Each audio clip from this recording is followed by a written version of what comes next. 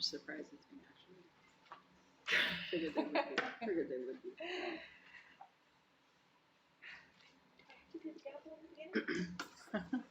It's 7 o'clock. I call the Willamina School Board Meeting to order, and let's start with the Pledge of Allegiance.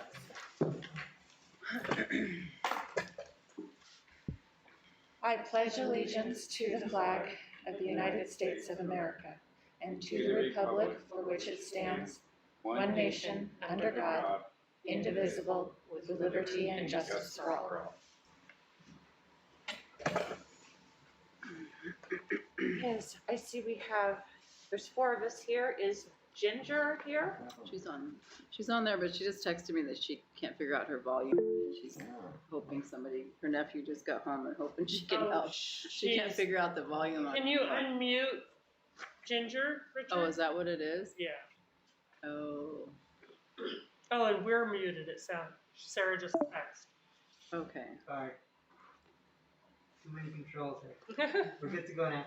All stations. Hey. Wow. So, looking at this, first item on our agenda is the OSBA's annual convention, which was originally November 11th through the 13th, and as of the 9th, it seems that has been canceled until further notice. Both virtual and on our... Yes, both virtual and in person. I was really looking forward to that. Yeah, it's a great conference. Why was the virtual canceled? I think they made so many plans for the in-person that they didn't have the Like a backup. sessions booked to present it all virtual. Gotcha. Alrighty. Next item up, we have the consent agenda. I will entertain a motion for the consent agenda. I move to approve the consent agenda as presented. A second. The motion for the consent agenda, or the motion to approve the consent agenda as presented has been moved and seconded. Are there any questions or comments for board discussion? I just want to share that the reason we have such a long list of hires is when the last few years, when we had some resignations or retirements, we didn't fill them because of the format of learning. So now that kids are back full-time in person, we've filled a lot of things that were vacant for a year. So it's not new positions necessarily, but it's, Or vaccination. yes. I think it's pretty great. Hearing none, I call for the vote. All of those in favor of approving the consent agenda as presented signify by saying aye. Aye. Aye. Aye. Is Ginger able to vote? She said she still doesn't hear Cannot anything. unmute her. Okay. So, So okay. she hasn't Okay. muted herself. Maybe that's what she She said said. she can't hear us either, though. That's weird. All of those opposed signify by saying nay. Vote appears unanimous.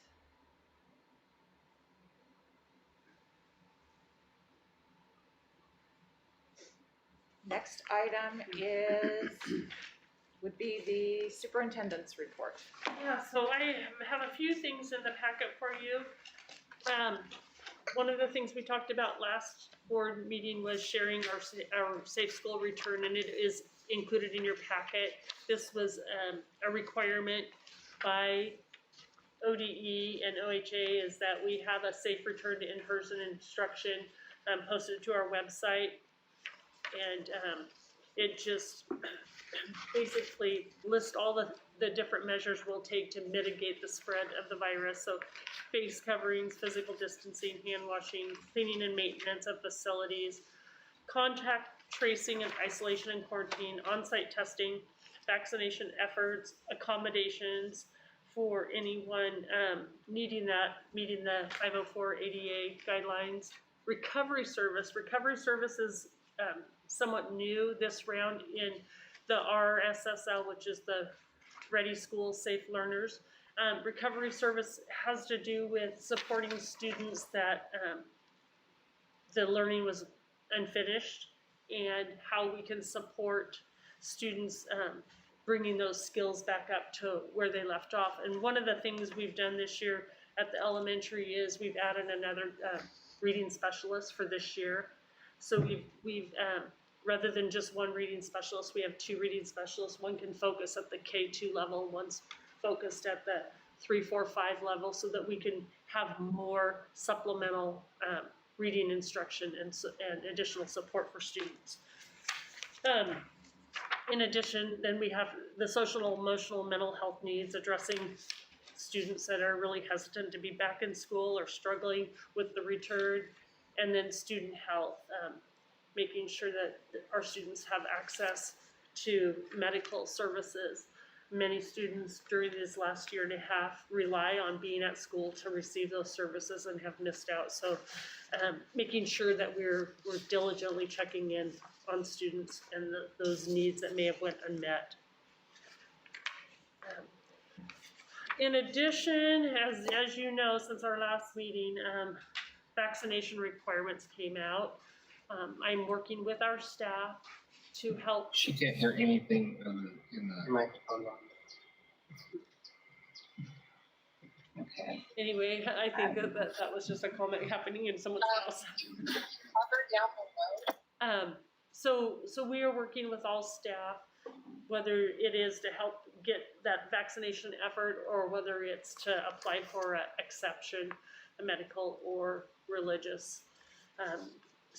Basically, the date has come and gone to get either the Moderna or the Pfizer. Yesterday was the last date to get the Pfizer and meet that October 18th guideline.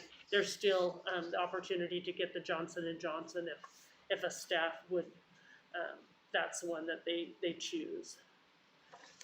So exemptions will be allowed? Yeah, and all medical, they just have to be signed off by a healthcare provider for a medical, and then a religious, they need to submit a religious exception that states their religion and what's the belief that's held that prevents them from, Taken. and those are all allowable. That's good. One of the things that districts can do, they can ask staff that choose not to or have an exception to do additional things like wear N95 mask, and just really work to keep a 6-foot distance and or submit to weekly testing. But we have not, we're still working with both unions. We will be working with both unions to determine how we'll approach that.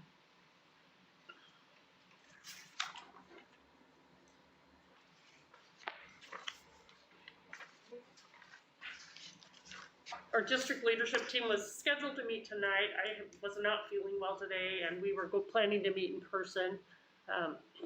Brent came out and gave me a COVID test just so I could make everyone feel better. Nope, I was negative. I had my grandkids last weekend, and I'm pretty sure they both had runny noses, and yeah, just summer cold. There's a pretty bad cold going around. Yeah, and I definitely got it.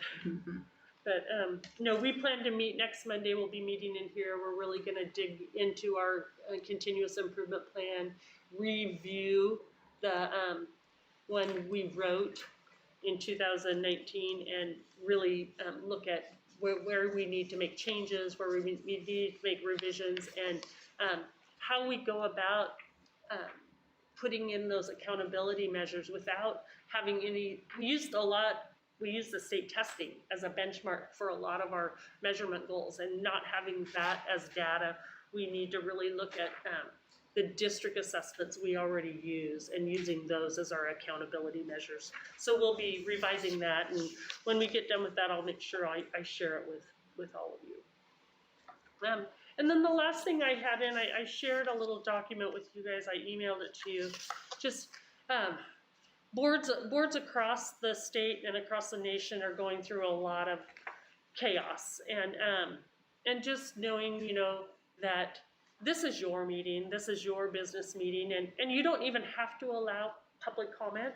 that's a choice you have to make. I think it's always great to allow it because I think we want to hear from our public, but just knowing that, you can limit it and it's typically it should only be at one point during the meeting. It's public comment isn't necessarily throughout the meeting, but at one time within the meeting, like we have our audience time after the principals give their reports is when we have our audience time. Some people put it at the very beginning, some people put it at the very end. But just, I appreciate the fact that our public has been pretty respectful and about the way they handle themselves towards the board and towards our school staff. So although it's not a problem, I know it is in many other districts. And just know that this is your meeting and you guys get to decide how you want to operate. I was curious why it is down further, because I think that thing you shared said that a lot of people have it at the beginning. Yeah. Why do? Well, I think a lot of reason is, they have something they want to come say and then they'd like to leave, Right. truthfully. Mhm. And so I think that's why a lot of Right. they do put it. And if that's something you want to consider, we absolutely can move the agenda We around. can, we can Yeah. change the agenda. This is not in layout. stone by any means. So. Because sometimes it's like, do they really need to or want to sit through the whole thing? Exactly. Well, that's one Because delay. sometimes the things that they're gonna address might be in a principal's true. Yeah. report or a superintendent's report, so it's kind of nice to have everyone Yeah. speak first. Yeah, before but that audience time truly is for non-agenda items. And Mhm. so, if they want to speak during an agenda item, like a report, if they will have a question, I Mhm. think there's an opportunity for them to speak up and say, hey, can I ask a question? Ask of the board, may I? Mhm. And, typically we're always going to allow someone to ask a question. Right. We represent them, so. Exactly. Right. And it's just that, I think we've always allowed that, but there is other avenues always, whether it's emailing one of you or it's sending a letter to the board or making a phone call even to me, hey, can you bring this up with the board, or I have a concern. And I would say most of our community does that. They know I have an open door policy and they don't hesitate to call me if they have an issue. And I think when they come to the board, it's because it's something that might be out of my control and or they're unsatisfied with the, answer or the answer they got from me. I did have a person reach out about had a high schooler and a middle schooler, and is it Mondays where the bus routes are different? Yes. And it was difficult for them to make it work. Make it I work was for their wondering family. why it was like that. And I just told them I'd ask. Yeah. The nice thing about it is that the younger kids are the ones going more. So younger kids aren't left home alone versus it's more middle school, high school that Gotcha. have that morning that they're at home a little bit longer. I think if it would have been the flip, it would have been a real problem in our community if we were leaving elementary kids perhaps And is unsupervised. it just to keep them separated for the COVID based? No, they're actually doing what they're calling a Passion Project Monday, and both, maybe I'll have Sean and Jamie touch base on the Monday schedule and what it is that they're doing with this Monday schedule. Okay. Yeah, because I'm like, what are you talking about? Hey, Carrie.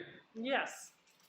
I can also just a brief answer to that is, ultimately the needs for middle and high school and the required hours are, obviously different, middle and high versus elementary. And so our elementary hours were well beyond what they really should have been. And elementary schoolers were in school for a really long time. So elementary was able to cut back on their hours, whereas we had to keep a mandated amount of hours. So that was kind of part of the reason. And again, I think if you look at a lot of districts, the times for elementaries do not match the times for middle and high school kids. So I can't speak to any specific outside of like where I went to school, but most of the time, I think you'll find that elementary schools have a different time, especially an end time usually, than middle and high school. So that was kind of what what generated that was just a difference in need for our older kids versus our younger kids. The instructional hour requirement is 900 hours for K through 8, and 990 hours is required for 9 through 12.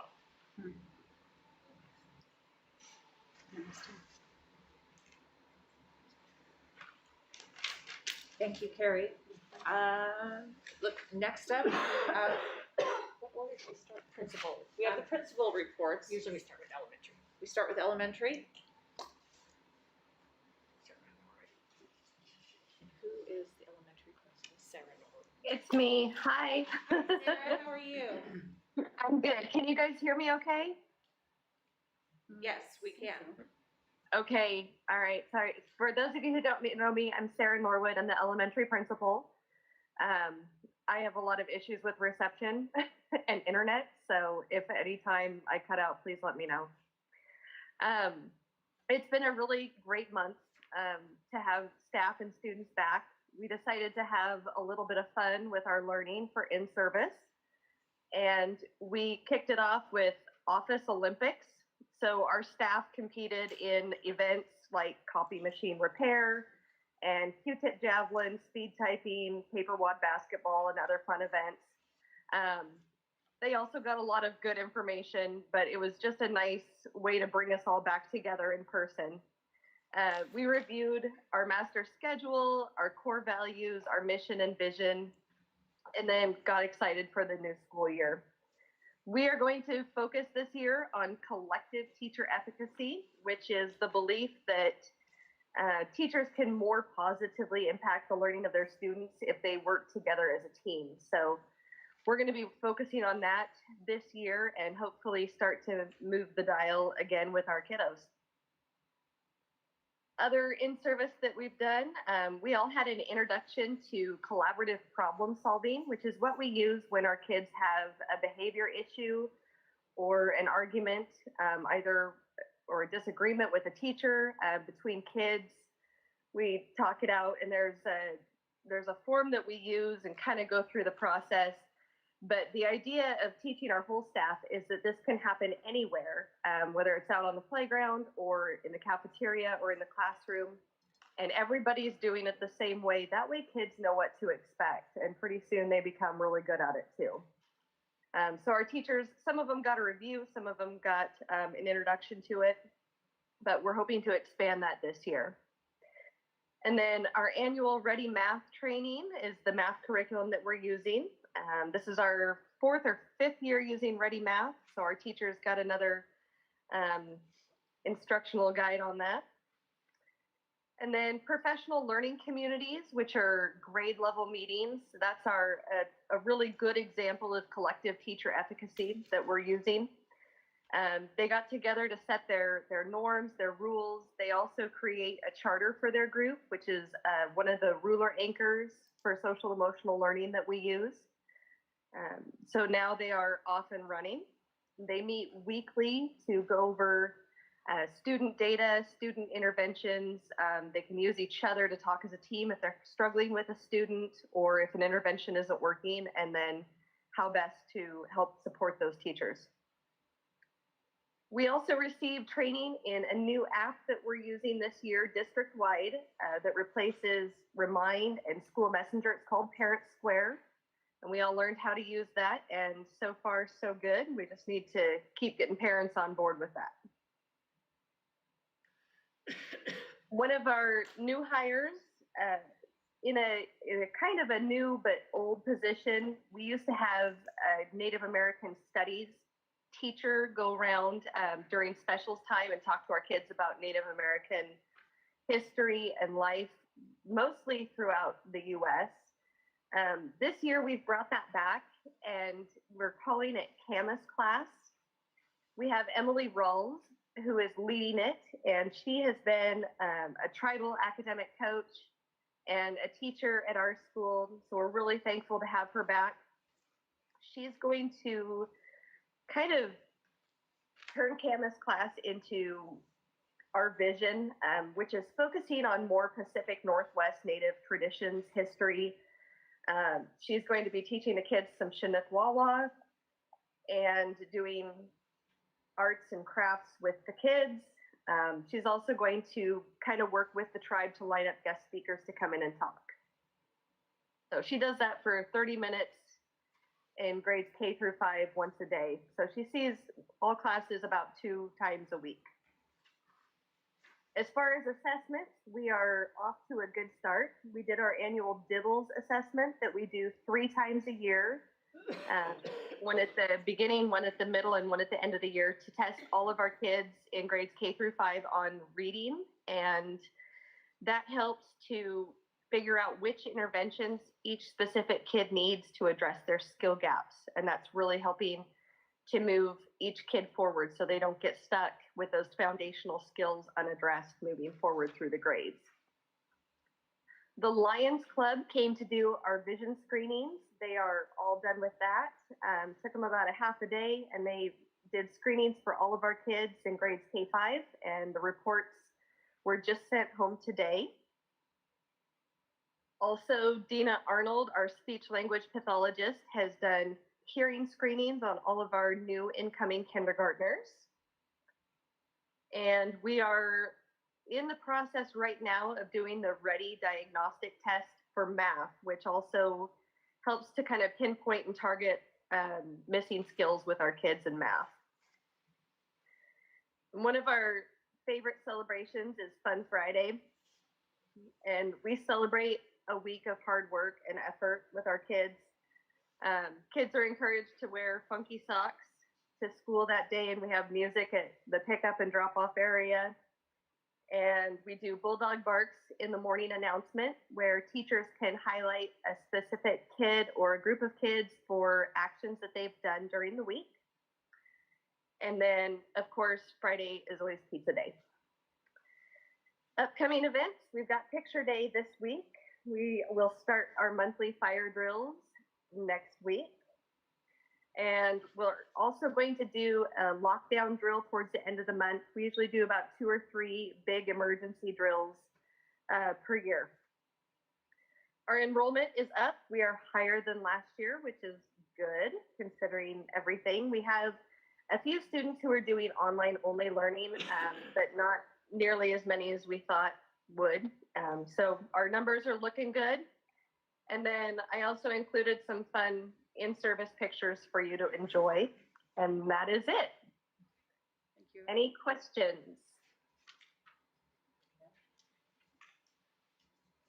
Thank you so much, Sarah. All right, thank you. Is it Sean? Sean and Jamie for the high school, middle school.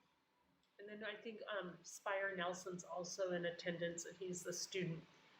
Okay, thank you. Yes, I am here as well. So next up would be, do Sean and Jamie present at the same time? Yeah, they kind of share duties. Hello, Hello.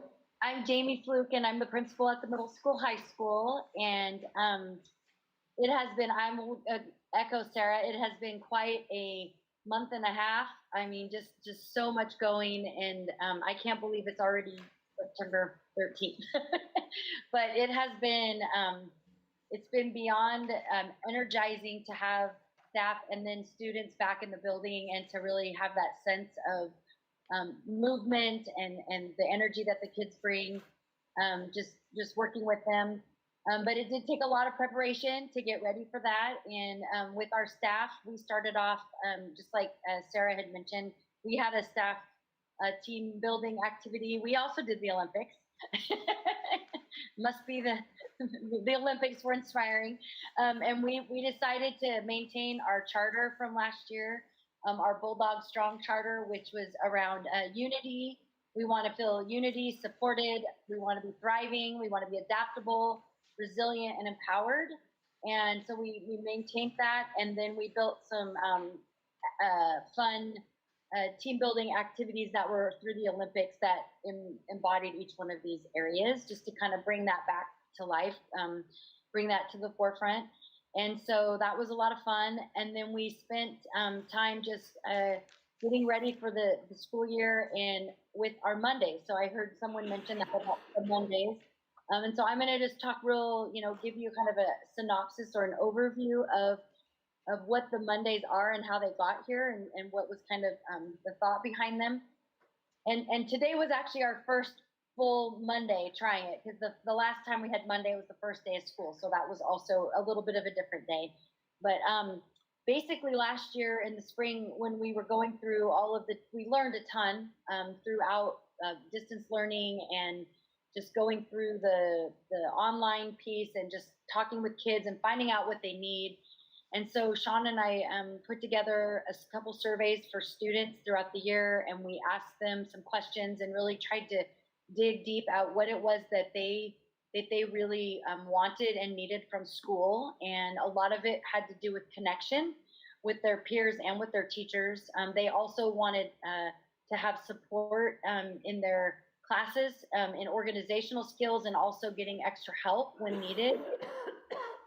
They also really wanted to have they wanted to be able to have some choice in their learning and to try some new things, and to do some things that were interesting to them. And so we also did the same thing with staff. We went through an empathy exercise with the staff where they were able to take some of the information that they had learned and sort of give a pitch about a change that they would make at school to make it better. And so we listened and we took some of the feedback. And then Sean and I, along with the hours that he was referring to earlier, another thing with older students, the later start time was definitely something that that was very much a priority for them. A lot of the research shows that especially the older kids need more sleep. And so they like the later start time. We definitely wanted to keep our late start Monday for professional learning, because that is where we are able to do a lot of our move forward as a staff and just learn some instructional strategies, engagement strategies, and then just the things that we need to learn to be better, to help make our school and our instruction better. And so that's how we kind of came up with the schedule piece. But our Mondays are shortened, and so we decided to do something different and take all of what we had heard and try to create an experience on Mondays that would encompass all of those things. And so I guess the best way to explain it is like sometimes in college classes you have like a class, a Monday, Wednesday, Friday class for an hour, and maybe a Tuesday, Thursday class for an hour and a half, or you might have a night class on Monday for 3 hours. And so Mondays are kind of our 8th period. So if you think of it that way, it's our 8th period, and we encompass our advisory time, which is where we deal with all of our school business, culture, team building, school spirit, but also like social emotional learning through our ruler. That's where we celebrate student successes through our dog tag videos. We'll also, we will teach kids organizational skills. We'll teach them, we'll walk them through checking their grades every week, making sure they're checking their email, just teaching them some of those organizational skills during that advisory time. It's just kind of all things Bulldogs and all the things that we're trying to do. And then we have a Bulldog hour. So we go to lunch, and after that we come back for this Bulldog hour. And within that time, we wanted to have an opportunity for students to either get help if they're falling behind in a class, or they need to get extra help, or they've been absent and they need to make up a lab or do something. We wanted an opportunity for them to get help. But then also for students who are caught up and have everything, we wanted them to be able to try something new. And so it's like, not necessarily an elective class where you get to take a whole class for a semester, but there would just be opportunities for kids to look at like a menu of options on Monday and sign up for something that sounded interesting to them. And then potentially that same thing would be offered multiple times for the next Mondays, and they could continue with it. Or they might try it and think, man, that really wasn't for me. I want to try this other thing, the next Monday, try a different thing. So it's just an opportunity to get kids maybe where they can't take a class as an elective, but they can actually get out and experience some of the things that we have to offer on our campus. And so that is our Bulldog hour. And then after that, our third session on Monday is our Create session. And that is where We do some project-based discovery learning with students, and we're trying to get them to give them some ideas to do some projects based on things that they're interested in, but that have a purpose or a meaning behind them. And so our first quarter, our first 9 weeks, we're going through a process, and the project is going to be, the theme of the project is going to be, what does it mean to be a bulldog?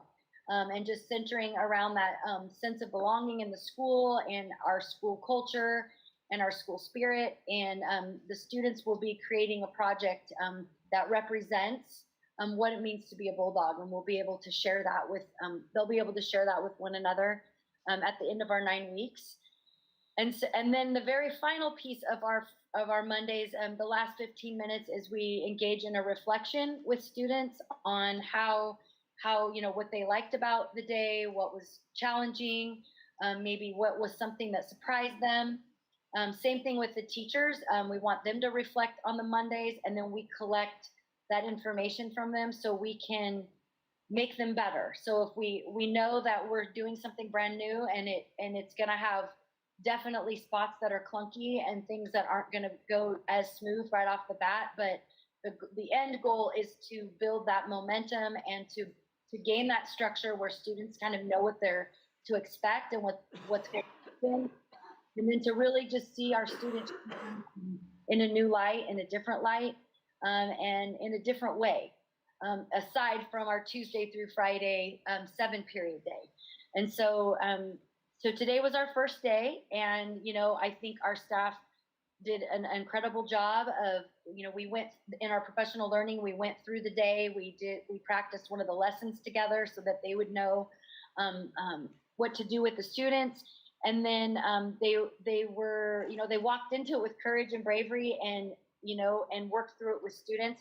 I would say in walking around the school today, there were students seemed happy. They were enjoying themselves for the most part. Not as much confusion as there was on the first day of school. But I would just say probably one of the highlights that I would hope that we do more of this, but it was something that was pretty cool, is we actually had a high school student that came to me a couple weeks ago and wanted to know if he could teach a swing dancing class. And I said, that would be an awesome thing to do during Bulldog Hour. You should find a staff member to partner with, and you guys could do that. And they could supervise that, you could teach that. And so we had a student that was sharing a skill that he had, a talent that he has. And it was so awesome. I attended the beginning and the end, and watching the students just really having fun and how much they learned, and watching the student who led it, just that element of pride that he had for doing that. So that was a really cool, unique experience that I hope we get more students that have talents they want to share with us.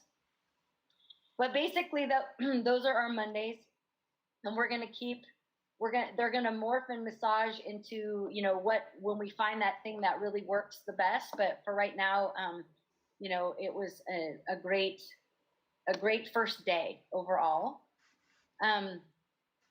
Other professional learning, we had new middle school English curriculum.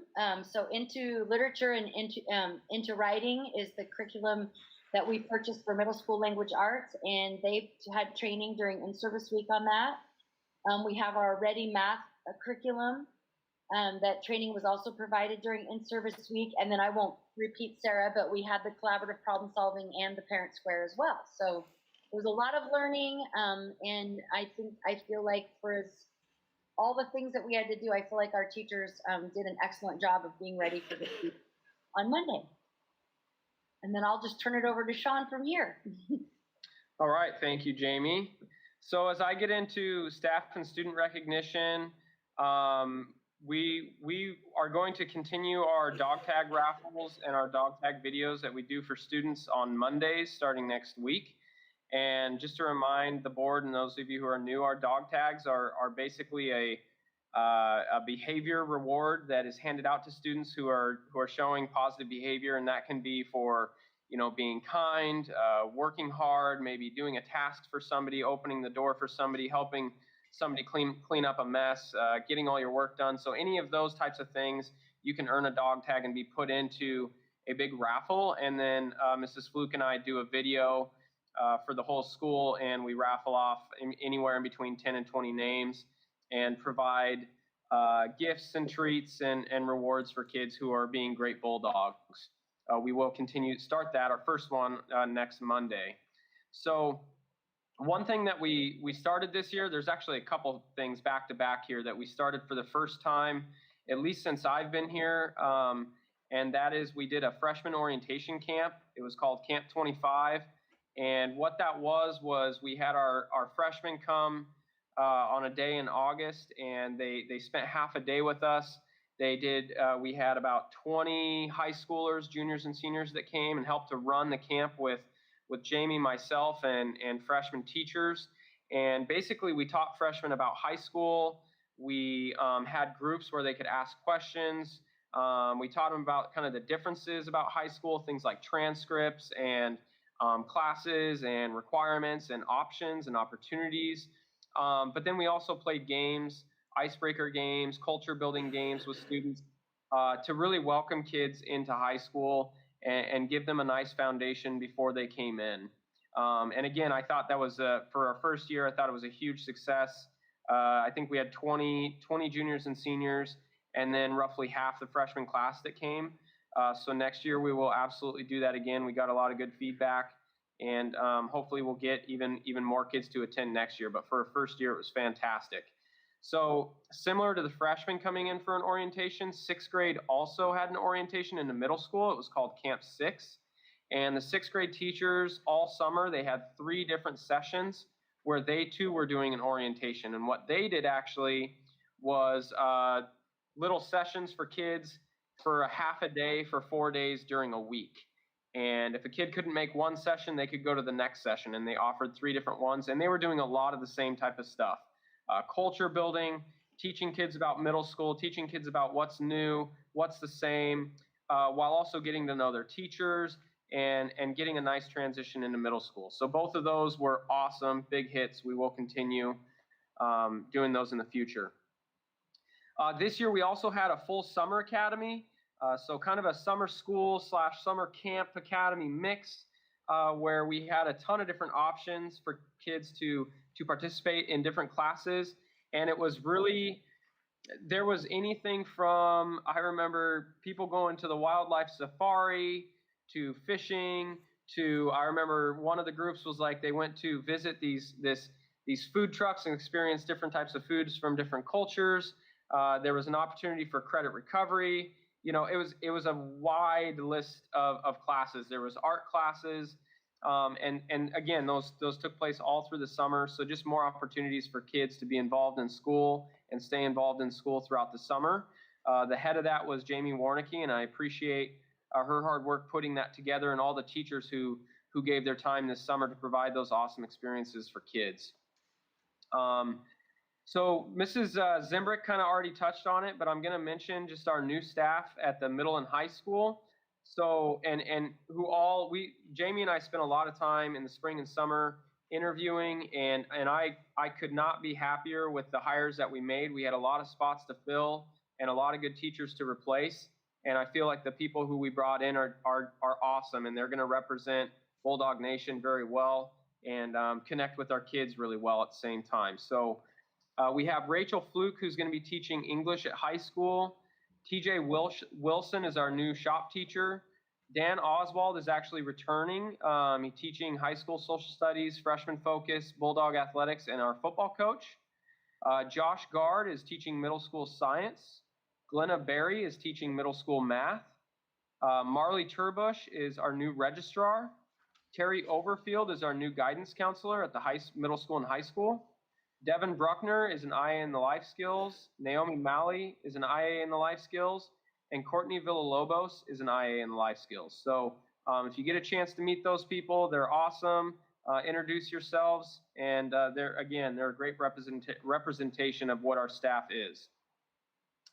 For school improvement, I'm just going to kind of run through this really quickly. Most of this stays on there for the year, and it's really for you guys to see what are the things that we focus on when it comes to school improvement. We have 9th grade on track. 9th grade on track is really, it's one of the biggest indicators for high school success. We do have a team that meets on a regular basis for ninth graders staying on track. And we kind of just talk about a lot of different things like student progress, grades, diplomas, diploma types, opportunities for ninth graders, interventions that need to take place for ninth graders, anything and everything that would fall under that for ninth graders staying on track. We definitely focus on attendance. I did kind of just peek back at our last full year in person, which was 2018 and 19. And I know at the high school, our attendance was at about 65%. So we really want to continue to increase that number. The state average is at 80%. So we want to continue to push attendance and why attendance is so important in school. So that's going to be a big one for us this year. And we will meet on a regular basis with our attendance staff to intervene with students who are chronically absent. With academics this year, we have two options. We have a CDL, which is all online, which we have multiple programs that we would offer, Acellus and Edgenuity. And then we also have full-time in-person learning. We do have district math and reading diagnostic assessments that take place 3 times a year. Sarah already talked about it. They are through iReady, and those are done, again, K-8. We will resume with SBAC testing this year. And for those of you that don't know, SBAC testing is the statewide testing. And that is really more of a summative assessment. It's a one-time assessment at the end of the year to track where kids are in comparison to other kids kind of around the country. It's really the standard, standardized test that we give in our school. So when that has not taken place over the last few years, we have used the iReady diagnostics that we use at a district level to kind of track kids. For behavior and SEL, SEL stands for social emotional learning. We have sources of strength, which targets suicide. We have collaborative problem solving, which they already talked about. We have our ruler program, which is an SEL program that we run at the elementary, middle, and high school. We have our Embark program and LEAD program, which are our alternative and credit recovery programs at the middle and high school. We have a RISE room, which is a room with our 2 behavior specialists to help students who maybe need some redirection, some resetting, and behavior skills, and that's what they do in there. We do have one county counselor. Her name is Kathleen Whalen, who works from Yamhill County. And then we have our new school counselor, which is Terry Overfield. Parent involvement is a really a big one that I know that we have really worked on, trying to keep parents involved in communication. We have things in the past like Dojo. We've used robocalls. We have the district website where we try to post just about everything that we can. We'll have letters that we send out to parents. And now we do have this new parent square that you've heard about, which really ultimately in the long run is supposed to give one portal for all parent communication. And so that's something that we did get a brief training on during in-service, and it will, I think, be the future of our parent communication. So that's called Parent Square. Again, positive behavior support are going to be things like dog tags, monthly rewards for behavior, grades, and attendance. Upcoming events, we have homecoming week that did get moved after I wrote this. So I think it's the week of October 4th through October 8th. September 24th, just as a reminder, is no school. It's a non-contract day. And our total enrollment is somewhere right around 485 students at the middle and high school. Thank you guys for being patient and listening to our long report there. Thank you. Thank you.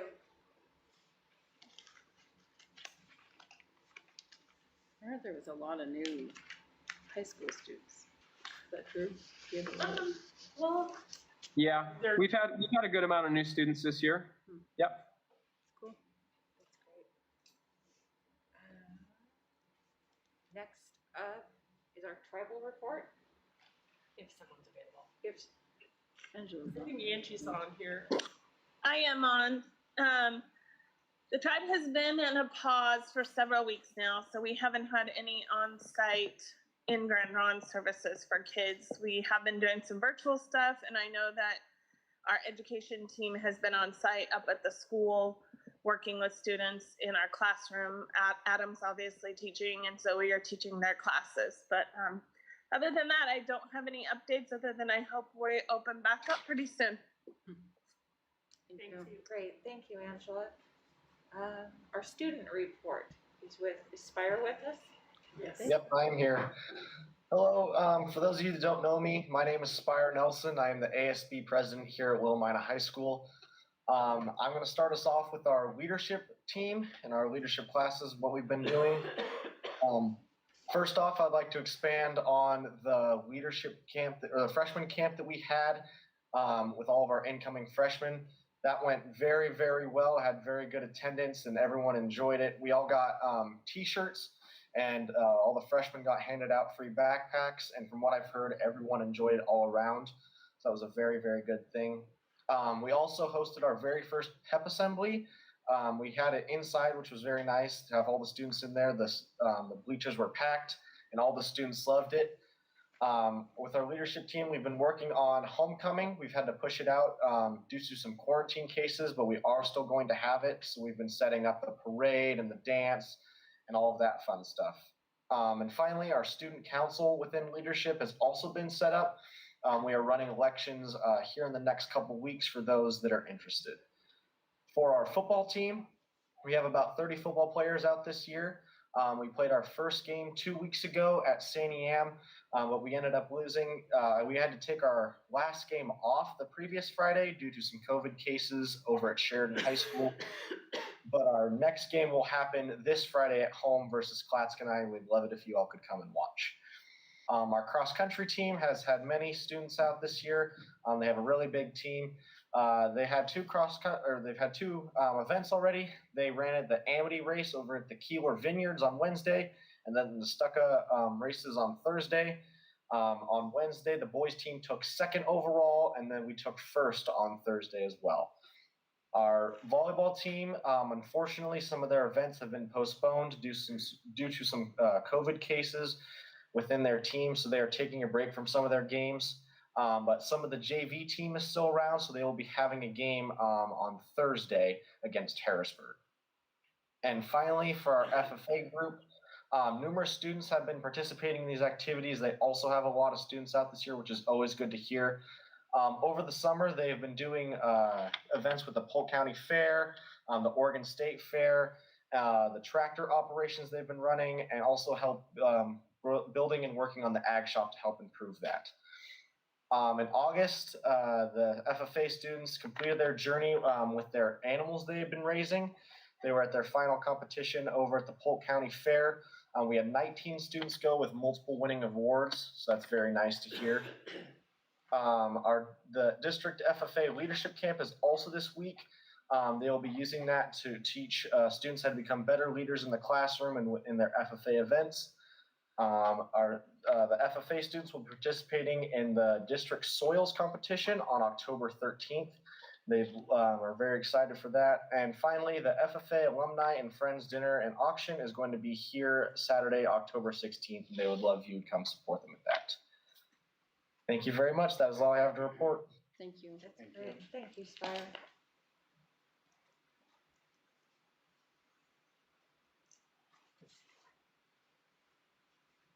You say October 16th? Yeah, October 16th.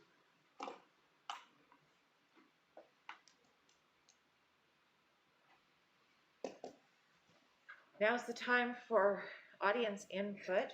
Is there anything from the audience that they feel will need to come before the board that is not on our current agenda? For those who have questions or comments, please be sure to state your name and the subject before beginning to speak. We have 3 minutes per person with a maximum of 30 minutes per question or comment.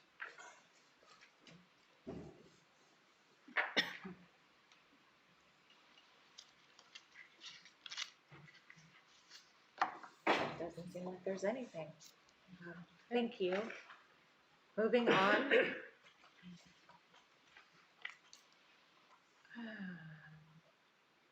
It looks like we have reports and discussion.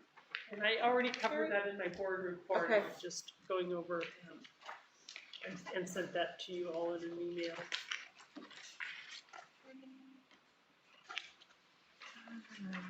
Went ahead and covered public comments, conduct on property. Next item is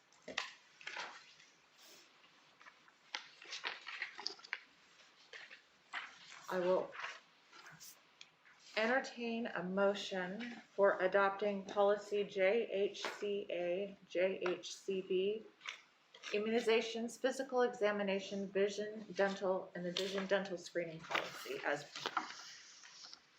Right, it's very, very similar to the old policy, there's not a whole lot of difference, but it has a few new additions, like enrolling a student that is homeless immediately and not waiting for, like, this requires you to present a lot of records prior to enrollment, but if a student's homeless, sometimes they don't have all that stuff. And so one of the things that the new policy is, it addresses that in the highlights down below, is that the district will immediately enroll a homeless student. And so we want to make sure that's reflected in our policy. So that's one of the biggest changes.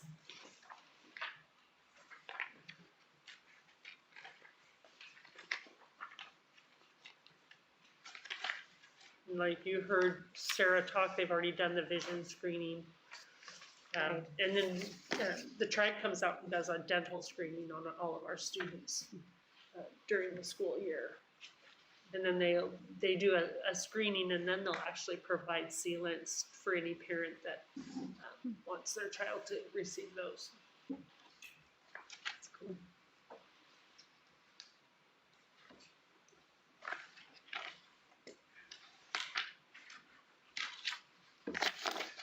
I move to adopt the JHCA, JHCB immunizations, physical examinations, vision, dental screening policy as presented. Second.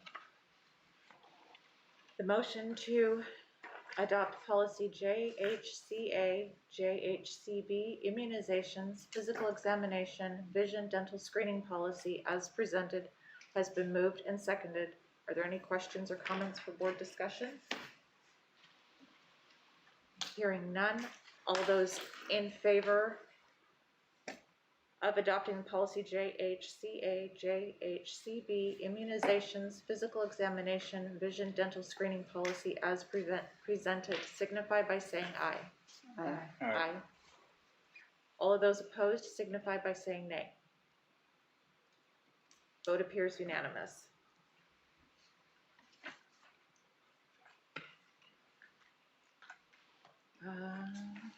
Next up, do we have any future agenda items? Anything you would like us to add that you can think of? We'll have the normal October things that, you know, like in your board activity, that will be scheduled for October.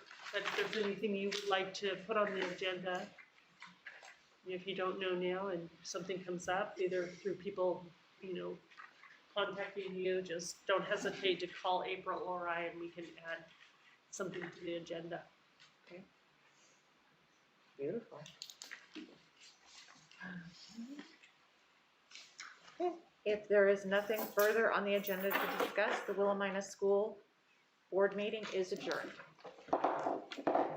Thank you all for coming.